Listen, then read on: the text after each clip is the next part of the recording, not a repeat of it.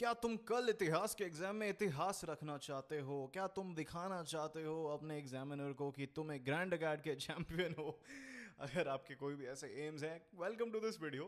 आपका कल हिस्ट्री का एग्जाम है, ज़्यादा डरो मत। हिस्ट्री का एग्जाम बहुत सिंपल आएगा। I am telling you that with experience. लोग फ्रीक आउट करते हैं हिस्ट्री के बारे में, I know, because the syllabus is a very very difficult thing to conquer, but guys अब आ चुकी है फाइनल डे की, और मैं लेके आया हूँ, जैसे हमने बाकी सब्जेक्ट्स के लिए किया, आपके लिए the best last minute tips there are. इनकी ना एक एक चीज़ सुनना, ठीक है? जो भी मैं आपको बता रहा हूँ, कीप दैट इन माइंड और उसको फॉलो करो, रिलैक्स हो जाओ गाइस। आखिरी दिन पे कोई टेंशन नहीं लेनी है, ठीक है? आराम आराम से हिस्ट्री का पेपर देना, बहुत बढ़िया जाएगा, ठीक है? पहली जो टिप मैं आपको देना चाहता हूँ is number one, don't waste time drawing flow charts. अगर आपने हमारी हिस्ट्री की टॉपर आंसर शीट एनालिसिस नहीं देखी है, प्लीज़ जाके देख लो, पिन कमेंट में आपको उसका लिंक मिल जाएगा। लेकिन बेसिकली उससे मुझे पता चला है, not just that, I mean I have been guiding students for 3 to 4 years by now, and in my own experience, history में flow charts don't matter.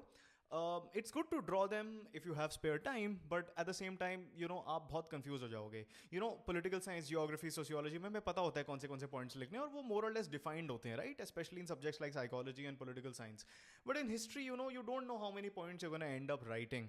Even somewhat in political science, but at least उसमें NCERT में headed हो रखा है, first one, सब कुछ bolded होता है, if you get what I mean. History की टेक्स्ट बुक्स में ऐसा कुछ नहीं देखने को मिलता है. So I would say that you please don't waste time drawing flowcharts. इससे अच्छा आप सब हेडिंग्स लिखो.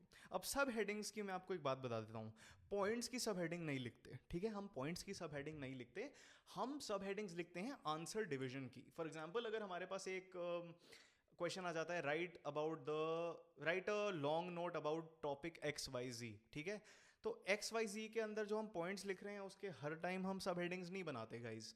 We will create subdivisions. Okay, subdivisions would look like, okay, अगर हमारे पास वो क्वेश्चन है, create a long note about X Y Z, then we can write about advantages of X Y Z. फिर उसके अंदर आ जाएंगे points, फिर हम लिखेंगे एक न्यू सब हेडिंग या सब डिविजन, और फिर लिख देंगे हम disadvantages of X Y Z, conclusion of X Y Z, Y X Y Z matters. तो ऐसे ऐसे आप लिखो. Sub headings should be called sub divisions, and that will create a better look towards your answer. Okay, my third tip for you is, आपकी जो last minute revision है, preferably guys पूरी NCERT से करो. लोग आपको कुछ भी कह दें, ये देख लो वो देख लो, गाइस एनसीईआरटी के बियॉन्ड कुछ है ही नहीं.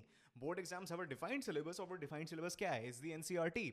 एंड एनसीईआरटी से एक एक आपको चीज़ पता होनी चाहिए, क्योंकि एमसीक्यू कहीं से भी आ सकता है, ठीक है? अगर टाइम नहीं है, then optimise for doing it fast. But अगर आपने सच में बहुत पढ़ाई करी है या डिसेंटली पढ़ाई करी है, इट वोंट बी डिफिकल्ट. मेरी टिप ये है कि आप एनसीईआरटी को बैकवर्ड्स रिवाइज करो. पहले थर्ड बुक करो, फिर सेकंड बुक करो, फिर फर्स्ट बुक करो, ठीक है?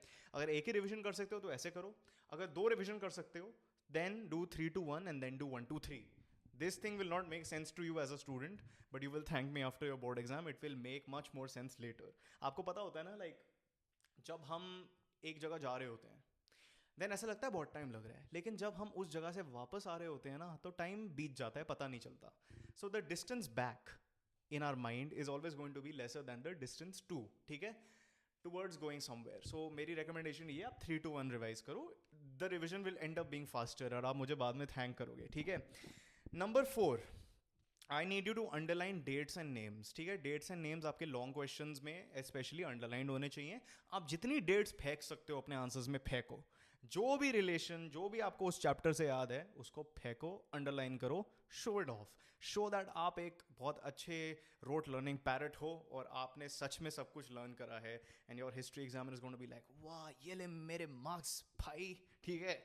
My fifth tip for you is to do the paper in reverse, attempt the paper in reverse, ठीक है? So when you're taking your exam, start from the last section till the first section. अब ये मेरी recommendation है. अगर आपको आदत है कि आप सेक्शन ए से शुरू करो, then don't take this advice, ठीक है? कोई आपको ये नहीं बता सकता आपके लिए सही चीज़ क्या है in this regard, but मेरी recommendation है towards people जो indifferent है. My final tip for you is, my sixth tip guys, कि summarization करो. जब भी अटक रहे हो, कुछ चीज़ याद नहीं आ रही, कुछ स्पेसिफिक चीज़ याद नहीं आ रही, रिमेंबर कि ये किस चैप्टर से पूछा जा रहा है, और उस चैप्टर की आप बेसिक सी समरी लिख के आ जाओ. अगर आपको उस टॉपिक की समरी पता है, एंड दैट इज बेटर, वरना basic crux of the chapter लिख के आ जाओ. एक दो पॉइंट आपके तुक्के मार के सही हो जाएंगे, या फिर एग्जामिनर आप पे दया खा लेंगे लाइक CID, ठीक है। वो दया खाते नहीं, वो तो दरवाज़ा तोड़ते हैं वहाँ के दया। बट ठीक है गाइज, ये मेरी टिप्स हैं। मैं बस आपको बताना चाहता हूँ कि कोई टेंशन लेने की ज़रूरत नहीं है, हिस्ट्री बहुत बढ़िया पेपर आएगा, ठीक है। मेरे को अभी भी याद है कि मेरे को पता नहीं था कि एक क्वेश्चन आता है MCQ का हमारा, ठीक है, फॉर 1 मार्कर्स में हमारे हिस्ट्री एग्जाम में 1 मार्कर आया था। हु रोट पद्मावत, जो एपिक पोम है, उसका क्वेश्चन आया था। अब मुझे याद नहीं था और मैंने लिख दिया Sanjay Leela Bhansali as a joke, right. मेरे को याद नहीं था कुछ। तो यही है गाइस, मतलब take it very non seriously guys, you know, it's okay. Subscribe to the channel, like this video, share it with your friends. बहुत ही बढ़िया कंटेंट आने वाला है, चाहे हम बाकी सब्जेक्ट्स की बात करें, चाहे हम CUET की बात करें, और अपने जूनियर्स को भी भेज देना यार। Alright, till next time, keep winning you champions.